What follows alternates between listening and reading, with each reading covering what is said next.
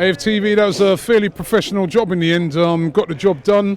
Why didn't we do that last week, but got the job done and through to the next round? Yeah, like you said, it was professional. It wasn't great at times, don't get me wrong. It wasn't the most majestic of performances, but we got the win, and that will give everyone a bit of confidence before some really big games coming up. And a couple of goals from set pieces. I kept thinking to myself last week, how many corners didn't go in to the box? And then we started off playing a lot of short corners, but once we got a corner straight into that, bang, twice. Yeah, well, that's what I mean. It was two good deliveries in the box, two set pieces. We got a bit fortunate with the own goal, the first one. But listen, you've got to put the ball in the mix, and you never know what happens. So Shaka with a couple of assists, I'm sure he'll take that, given some of his recent criticism. So we move on, man, and I'm happy with the performance all round because we got the job done, and that's what we needed. What did you make of Ozil today? Back in for the first time for ages, played the full 90 minutes as well, end up as captain, and you think he's done enough now to start on Sunday? I don't think he will, but in Ozil's last 6 matches that he's completed 90 minutes in, we've won 5, drawn 1, including the draw against Liverpool here. I'm just stating simple facts. And at the end of the day, his work off the ball today was really good. And he was opening a lot of space up for other players. And if you can't see that, then you've got an agenda against him. It's as simple as that. So does he have to be starting now for you?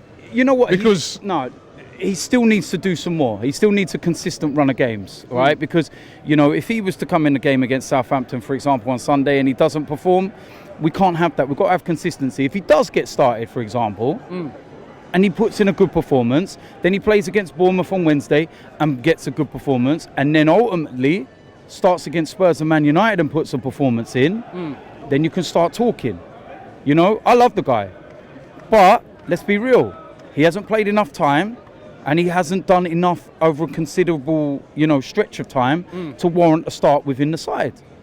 But that said, Southampton, Bournemouth could be those kind of games where we need him. And this is our best. Is this for you the best chance of getting into the Champions League this season to win this competition? Why can't we go for top 4? We're 1 point off. Manchester United are playing Liverpool this weekend. By the end of the weekend, we could be in 4th place. So why is everyone saying, oh, the Europa's our best opportunity? We're not a million miles away from 4th place. And it's whoever gets the most consistent run that's going to nick 4th. Chelsea are all over the place at the moment. Manchester United are now going into a really tough set of games. When they go and play us, they're playing PSG before it. Then they're playing Man City. Like I said, they've got Liverpool this weekend. So it's who, holds their nerve the most.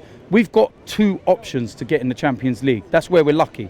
Man United, they're going to have to put all their eggs in the basket of the Premier League because I think that they're not going to get past PSG. But we've got this avenue. And this is where this competition starts to get tasty now because you start to play some big sides. Some of the sides that have dropped down from the Champions League. And there's some big teams in there. Napoli, I wouldn't want them in the next round.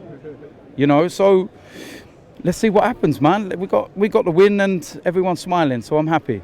Cool.